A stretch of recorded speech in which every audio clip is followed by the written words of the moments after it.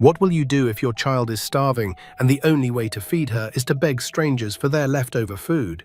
Or if sickness came for the only person that meant the world to you and you had no money to save her? Stacy, a struggling single mother, only wanted her little daughter to survive. But instead of kindness, the world gave her humiliation, laughter, and shame. They mocked her, recorded her, and even threw her out of her home with nothing. But this happened.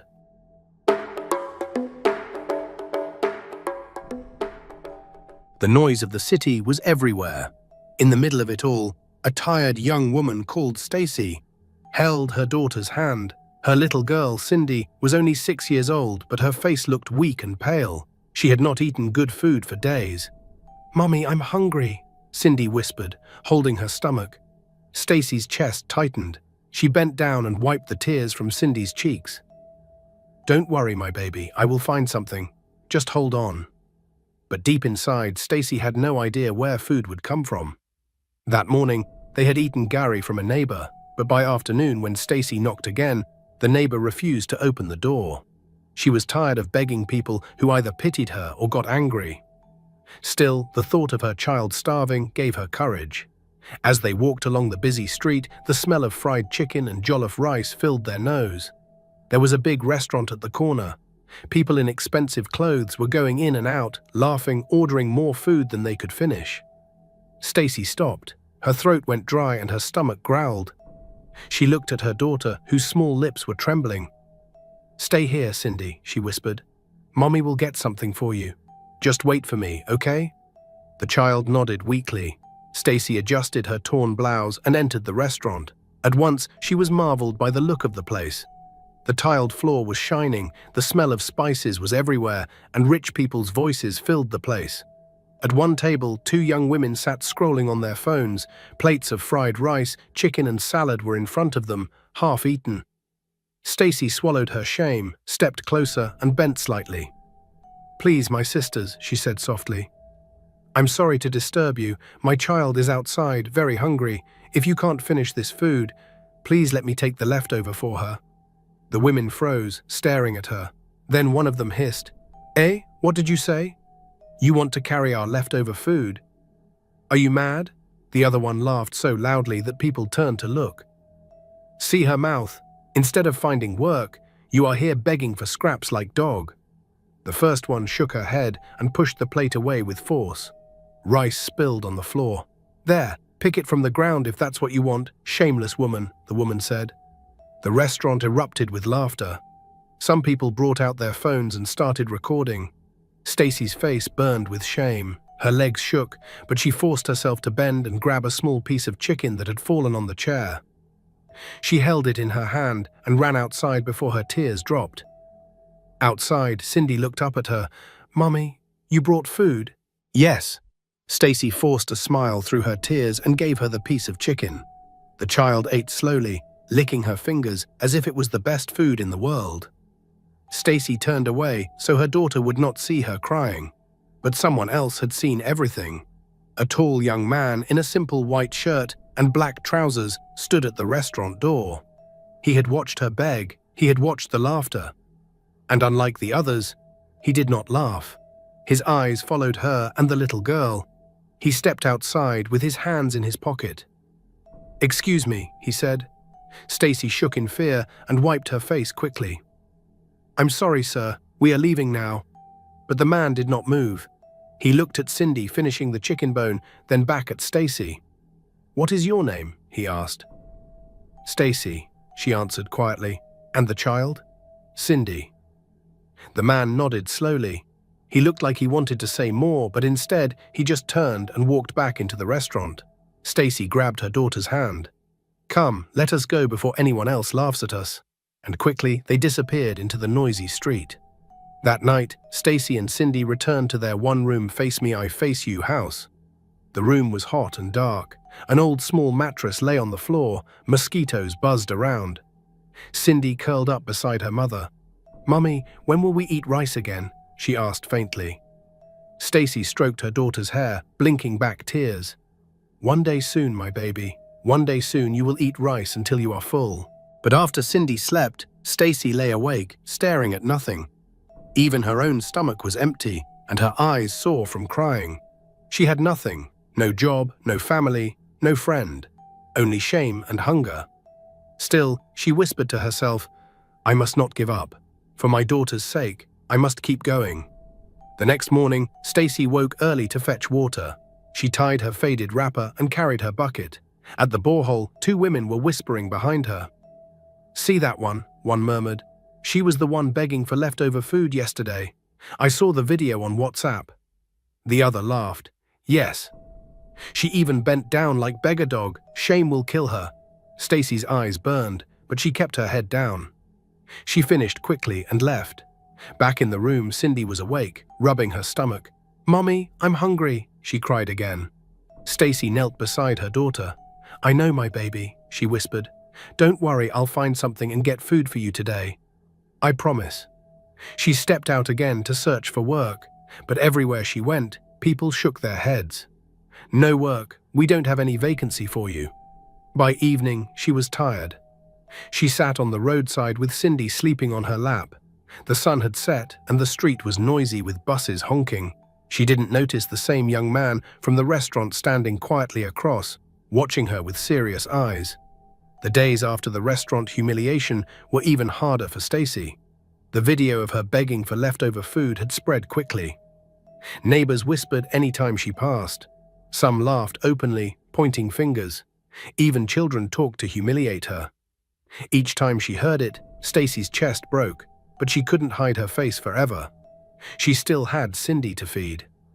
One evening, Stacy came back after walking around the streets looking for work. She had gone from one shop to another, asking if they needed a cleaner or even a salesperson. But everywhere she heard the same thing: no vacancy. By the time she reached home, Cindy was waiting, her small arms wrapped around her stomach. "Mommy, hunger." "Did you bring food?" she asked weakly. Stacy knelt and hugged her close. "I'm sorry, my baby, I didn't. But tomorrow I will try again, okay?" The words felt so saddening even as she spoke. She was really helpless. That night, she boiled only hot water and gave it to Cindy to drink. The little girl drank and curled up, pretending she was satisfied. Stacy turned to the wall crying so her daughter wouldn't see her tears. The next morning, as Stacy swept the small corridor outside her room, her landlady, Mama Uju, stormed toward her. "Stacy," the woman shouted, "how many months' rent you owe me?" Stacy dropped the broom and bent her head. "Please, Mama Uju, just give me more time. I will pay." "Pay? With what?" Mama Uju barked, placing her hands on her waist. "You don't have job, you don't have husband, you think I will allow you to live here free? If I don't see my money this month, I will throw you and that your good-for-nothing child outside." Stacy felt hurt by the humiliation, but what hurt her most was the landlady calling her child good-got-nothing. Neighbors peeped from their doors, whispering and laughing. Cindy held her mother's wrapper, scared from the shouting. Stacy carried her daughter quickly inside and wept uncontrollably. Deep inside, she feared Mama Uju's threats might come true. Later that day, as Stacy sat outside the compound with Cindy, a young man walked up. "Good afternoon," he said politely. Stacy looked up and recognized him. It was the same man from the restaurant. He was wearing a simple shirt and slippers, nothing special about him. "Good afternoon, sir," Stacy replied, embarrassed. She still remembered how he had seen her that day.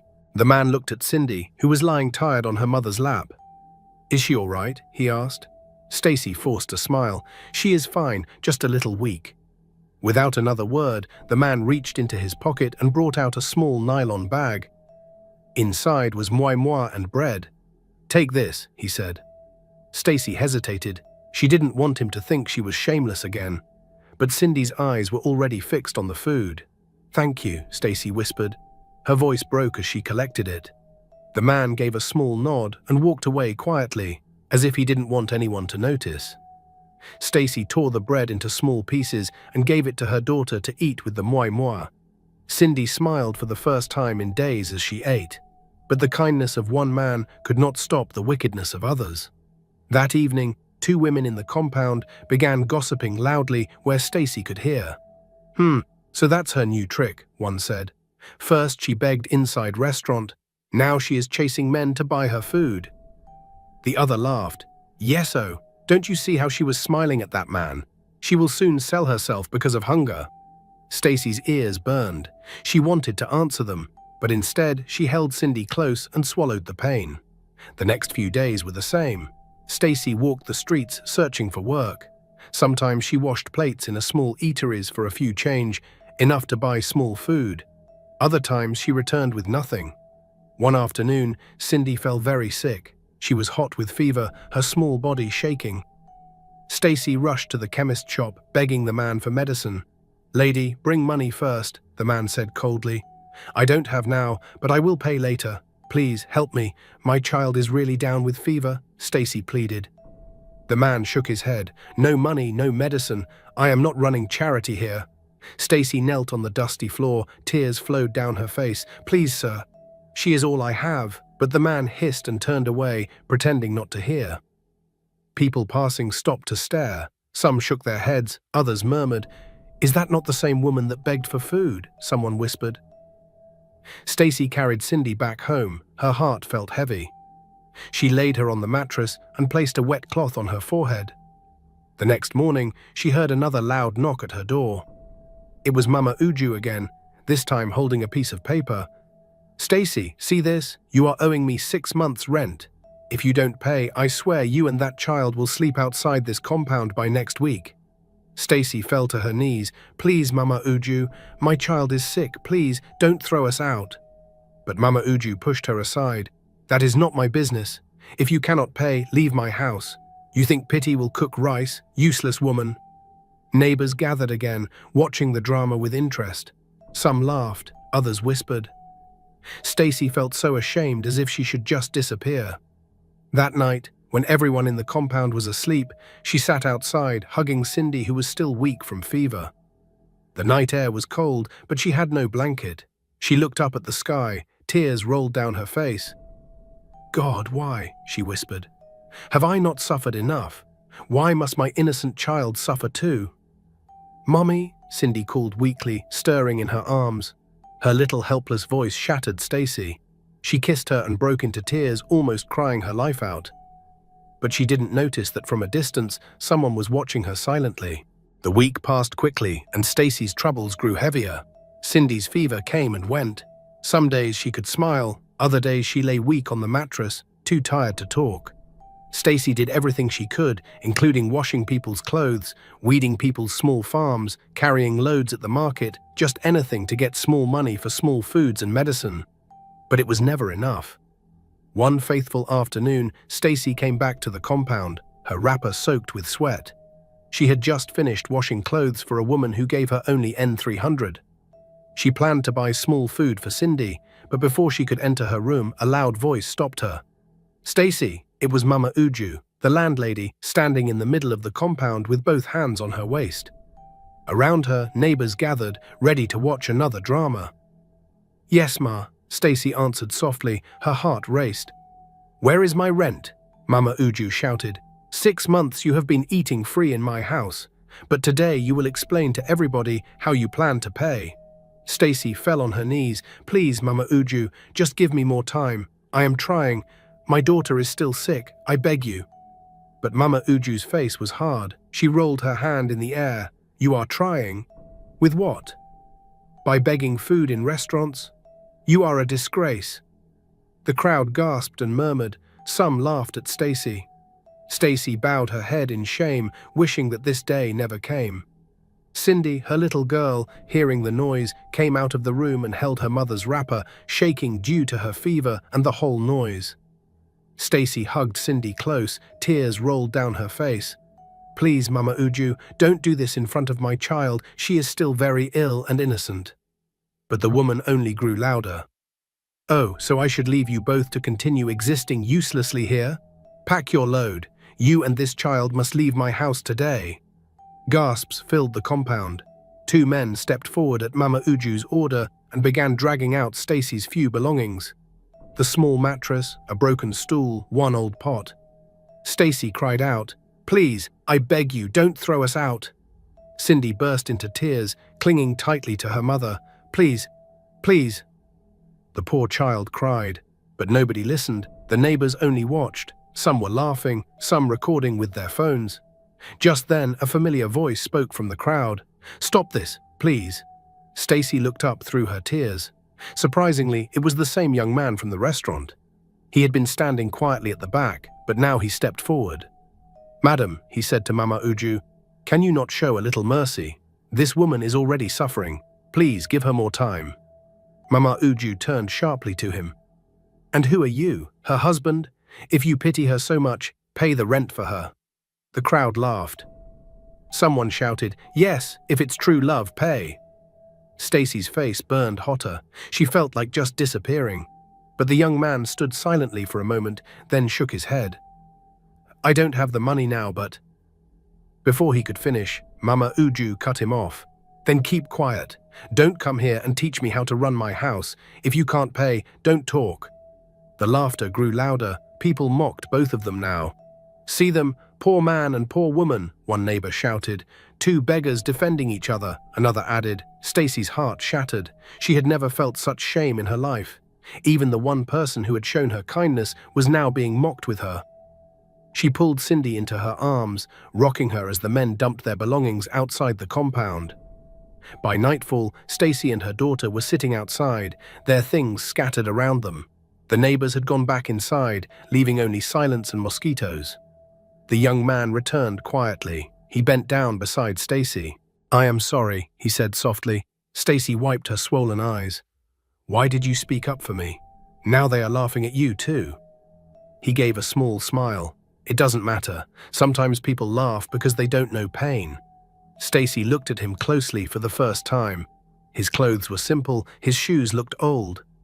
He looked like any ordinary man struggling to survive. There was nothing about him that showed hope. "Thank you," she whispered in a breaking voice. "You are the only person who has stood by me." The man nodded. "What matters now is where you will sleep tonight." Stacy looked at Cindy, already dozing on her lap. Her voice trembled. "We will manage outside. It won't be the first time." The man was quiet for a moment, then said, "I know a small place nearby. Not comfortable, but at least you won't sleep in the open. Come with me." Stacy hesitated, but she had no choice. She gathered her few belongings and followed him through the dimly lit streets. He led her to a small, abandoned shop. The floor was rough, the air smelled of dust, but at least there was a roof. "You can stay here tonight," he said. "Tomorrow we will think of something else." Stacy spread her mattress and laid her daughter down. She turned to the young man, her eyes shone with gratitude. "What is your name?" she asked for the first time. He paused for a moment before answering. "Felix." "Thank you, Felix," she said softly. He nodded and stepped outside, leaving her with her daughter. Stacy lay awake that night, listening to Cindy's soft breathing. She thought of the laughter, the insults, the videos people were sharing. It felt as if her life was finished, as if the whole world had turned against her. But then she remembered Felix's words. Sometimes people laugh because they don't know pain. She cried, hoping that one day her pain would end too. The small shop Felix found for them was better than nothing, but it was still a cold and dusty shelter. At night, Stacy would spread her small mattress, pull Cindy close to her chest, and prayed for morning to come quickly. But Cindy's health was getting worse. Her cough grew stronger, and her body was always hot with fever. Stacy tried local herbs, but nothing worked. One afternoon, Cindy finally collapsed in her mother's arms. "Mommy, I can't breathe well," she whispered weakly. Stacy panicked. She ran out of the shop, carrying Cindy on her back, shouting for help. "Please, somebody help me. My child is dying." People stopped to look. Some shook their heads. Others whispered, "That's the woman from the video. The beggar." Stacy didn't care. She ran like a mad woman straight to the nearest community clinic. Inside the clinic, the reception was full. Mothers with children filled the benches. Stacy rushed to the front desk, sweating hard. "Please, my daughter. She needs a doctor now. She can't breathe well," Stacy cried, placing Cindy gently on the counter. The nurse at the desk barely looked up. She was busy scrolling on her phone. "Where is your hospital card?" she asked lazily. "I don't have one. Please help me. I will do anything you say later," Stacy pleaded. The nurse hissed. Then pay consultation fee first. It's N2000, the nurse said. Stacy froze. N2000? She barely had N500 in her wrapper. Please, I don't have the money right now. Just let her see the doctor. She can't breathe. By now, the people on the benches were watching. Some recognized her face immediately. Ah, see her. The leftover woman, one man laughed. She wants free treatment now, another woman said, shaking her head. Stacy bent her knees, begging, Please have mercy. Don't let my child die. I will find the money, I promise. But the nurse only rolled her eyes. Madam, stand up from here. If you don't have money, leave. You are disturbing people. At that moment, Felix surprisingly rushed in. His face looked worried. He had followed Stacy when he saw her running. What happened? He asked, looking at Cindy's weak body. She can't breathe well, Stacy cried, and they won't attend to her. Felix turned to the nurse. Please, attend to the child first. I beg you, we will sort out the payment. The nurse gave him a hard look. Are you the one that will pay? Felix's face fell. He checked his pocket. Only a few notes, not enough. I don't have the full amount now, but I can. Before he could finish, the nurse shouted, Then stop disturbing me. You people think this place is free. If you can't pay, carry your problem and go outside. Laughter filled the clinic. People shook their heads, whispering, Look at them, both beggars. Two useless people. They should stop disgracing themselves. Stacy felt her heart break into pieces. She picked Cindy into her arms and turned toward the door. Tears streamed down her face, but she didn't cry louder. She just walked out quietly, humiliated yet again. Felix followed behind, his jaw clenched tight. Outside, Stacy staggered, clutching Cindy tightly. She turned to Felix, her eyes red. If this child dies, I will never forgive myself. Felix placed a hand on her shoulder. Don't lose hope. There is another center down the road. Let's try there, he whispered. They hurried down the street. Stacy nearly stumbled as she carried Cindy's weak body. By the time they reached the small care center, Cindy's breathing was faint. Her lips were trembling. Inside, the doctor looked at the girl and frowned. She needs urgent treatment. Felix stepped forward immediately. Doctor, please, start the treatment. I will get the money. The doctor shook his head. Deposit must be made first. That is our rule. Felix's voice broke. Then give me a little time. I will bring it. Just don't let her die. Stacy knelt on the floor, holding Cindy and sobbing. Please, doctor, she is all I have. The doctor looked uncomfortable but firm. I'm sorry, no payment, no treatment. Felix turned quickly toward the door. I will bring it, just hold on. And he rushed out into the street.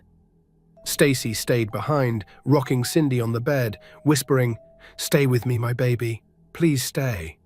Her tears dripped onto Cindy's tiny hands as she prayed silently. About an hour passed, and that was when a man in a neat shirt walked into the ward holding a paper. Madam, he said politely, your child's bill has been fully paid. Stacy gasped. She knelt down immediately. She stretched out her hands toward him. Thank you, sir. God bless you for saving my daughter. But the man quickly lifted her up. Please, stand up. Don't thank me. Stacy looked confused. But you paid. He shook his head. No, I was only sent. Her lips trembled. Sent? By who? The man turned and pointed toward the door. By my boss. Stacy's heart raced. Slowly, the door opened. And standing there was Felix. The same Felix who walked beside her in humiliation. The same Felix who was mocked as a beggar. Stacy's mouth opened wide. She staggered back. Felix? The same Felix I know? Or another? He stepped into the room calmly. The man who brought the receipt bowed slightly as Felix passed, calling him softly, Sir? Stacy's knees grew weak. What is happening? Felix walked closer. Stacy, it's me. I sent him to clear the bill. Her lips shook. But you didn't have money. How come he's calling you his boss? Felix gave a faint smile. Yes, Stacy, I am not just the man you thought I was. I am Felix Akete, a businessman and a billionaire. I hid my true identity because I wanted to know if people like you still existed in this world. People who are strong, kind, and pure even when life gives them nothing. Stacy gasped. Tears poured freely from her eyes. A billionaire? You, all this time? Yes, Felix said. But more important than that, I saw your heart. I saw how you endured mockery and shame just to protect your daughter. I saw how you never gave up, even when life broke you down. And in you, Stacy, I found something money cannot buy. A strong woman with a true heart. Stacy's voice cracked. So someone important saw my struggles and pain and understood. Felix's eyes softened. Yes, and that's because God wanted me to see you that very day. Stacy broke down and warm tears fell from her eyes. Few days after Cindy's recovery, Felix took them shopping. They entered a big supermarket shining with bright lights. Felix gave her a basket. Pick what you and Cindy need. Anything. Her hand shook. These things are too expensive, Felix. Felix smiled. Don't worry about price, just think of your daughter. At the counter, the cashier looked at Stacy's faded clothes and hissed, Madam, are you sure you can pay for all this? Please drop them back. Before Stacy could explain, Felix stepped forward and placed his card on the counter. Bill everything. The cashier's eyes widened when she saw the name on the card. Payment approved. Gasps went around. Customers whispered, Who is he? He must be a rich person. For the first time, Stacy felt respected. Later, Felix's car pulled into Mama Uju's compound. Neighbors rushed out, whispering and laughing. Mama Uju folded her arms proudly. So you are back, this time with car you borrowed. Poverty is written all over you. The neighbors laughed. Yes, this her so-called man must have borrowed car from his friend. Felix only smiled calmly. One of his men brought a black case and opened it on a stool. Gasps filled the air. Inside were bundles of fresh cash. Felix turned to Mama Uju, his voice calm but heavy. This is 20 times the rent Stacy owed you. Take it. But know this, your insults were never about money. You despised her because she was struggling, but I promise you no one will despise her ever again. The crowd went silent. Felix continued. The world laughed at her, mocked her, treated her like trash. But today the same world will honor her. Stacy stepped forward majestically, her eyes shining with new strength. You all mocked me. You recorded me. You called me shameless. But God has taken away my shame. The very man you mocked as a beggar is the man God sent to bless my life and lift me from the ground. Her voice grew stronger. Never look down on anyone who is struggling. I was only fighting for my daughter, and you turned it into a joke. But today, all your laughter has been turned into silence. The neighbors bowed their heads in shame. Mama Uju froze, powerless. Felix placed his hand gently on Stacy's shoulder. She carried Cindy into her arms, lifting her high, and marched into the car. The crowd that once laughed now watched in awe. From that day, Stacy's story changed forever. She was no longer the woman mocked as the beggar. She was the woman who survived from shame into glory, honored by a billionaire who saw her true worth when no one else did. Never despise a struggling mother or someone who is fighting to survive. Today's beggar can be tomorrow's blessing. Stacy's story reminds us that when God decides to lift a person, no one can stop it. What about you? Do you believe every struggle has an end?